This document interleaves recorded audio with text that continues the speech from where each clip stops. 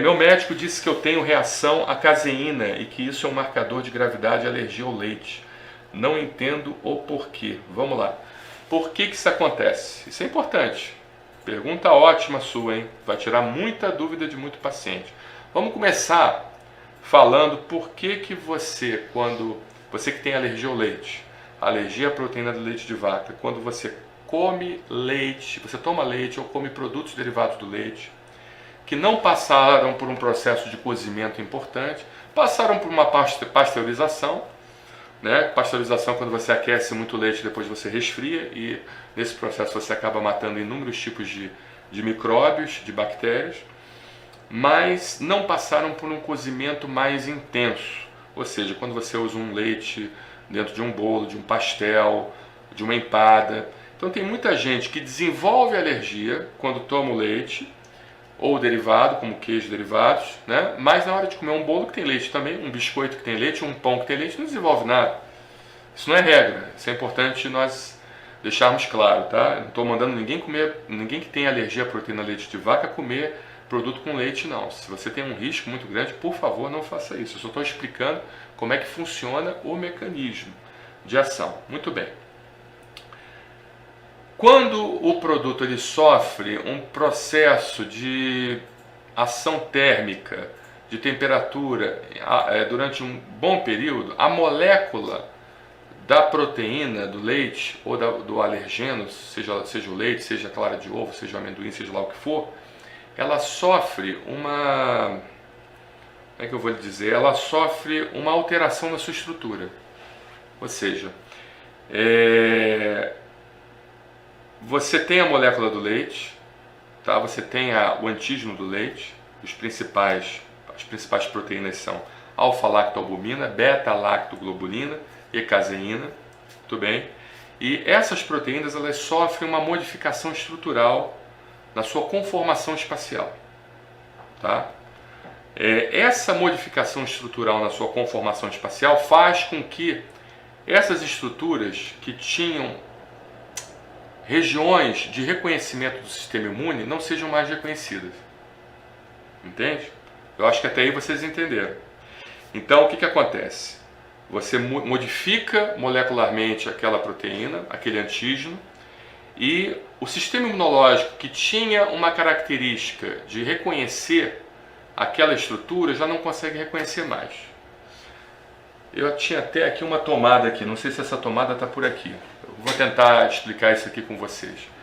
Então é mais ou menos o mesmo sistema de uma tomada. Nosso amigo Daniel aqui está nos ajudando aqui, vamos lá. Então é mais ou menos o sistema de uma tomada. Suponhamos, você tem aqui a célula do sistema imune e você tem aqui o antígeno. Então ela vai, muito bem, se agrega aqui, ótimo, fez o complexo. Célula do sistema imune e antígeno. Isso vai desencadear uma reação alérgica, porque nessa junção da tomada com o seu receptor, você ativa aqui desse lado, né? Você ativa a liberação de substâncias inflamatórias pelo corpo. Quando você tem um aquecimento da proteína do leite, ou seja, a proteína é isso aqui, tá? E você tem um aquecimento da proteína, esse bocal aqui ele fica todo irregular. Então você não consegue encaixar, você tenta encaixar e não encaixa. Não encaixando, o que vai acontecer? Não vai haver a liberação das substâncias que causam o processo alérgico, chamadas substâncias vasoativas. Até aí entenderam? Muito bem, se não entenderam, manda uma mensagem. Ótimo. Por que a caseína é um marcador de gravidade? Por quê? Porque a caseína é uma proteína que sofre pouca influência desse processo de cozimento, entende? Enquanto a alfa-lactoalbumina, que é uma proteína, sofre essa influência, e a beta-lactoglobulina também sofre essa influência, a caseína não. Então, paciente que tem alergia ao leite, principalmente a alfa-lactoalbumina e a beta-lactoglobulina, quando aquecem o produto que tem o leite, essas duas proteínas vão se modificar estruturalmente e não vai haver a possibilidade de você juntar a célula com o receptor, a célula imunitária, tá? Com o receptor do antígeno. Muito bem. Só que no caso da caseína, isso vai continuar acontecendo. Então, o paciente que tem uma alergia específica à caseína, ele tem reações ao consumo de leite in natura, seus derivados que passam por pouco processo de aquecimento, tá? E também os derivados que passam por grande processo de aquecimento, ou seja, sofre alergia ao leite, aos queijos, aos pães, bolos e assim por diante, tá bom? Coisa que um paciente que não tem uma sensibilidade específica à caseína, ele pode ou teoricamente, ele poderia comer alimentos que são intensamente submetidos a temperaturas altas.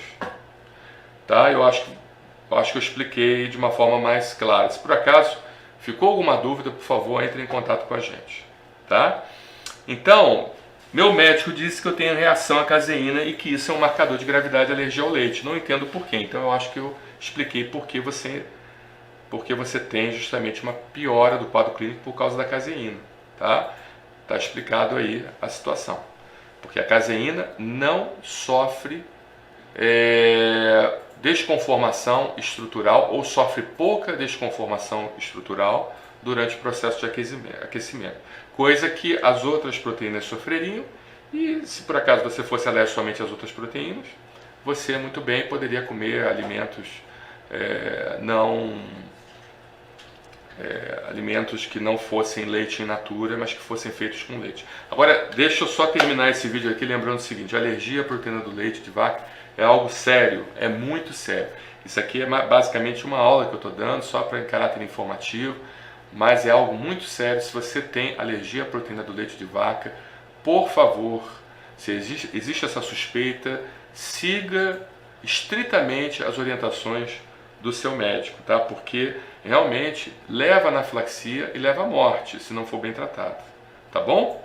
Muito obrigado pela sua pergunta e agradeço bastante essa pergunta. Realmente foi muito esclarecedora e eu acho que vai ajudar muita gente aí sobre muitas dúvidas na área de saúde, tá bom?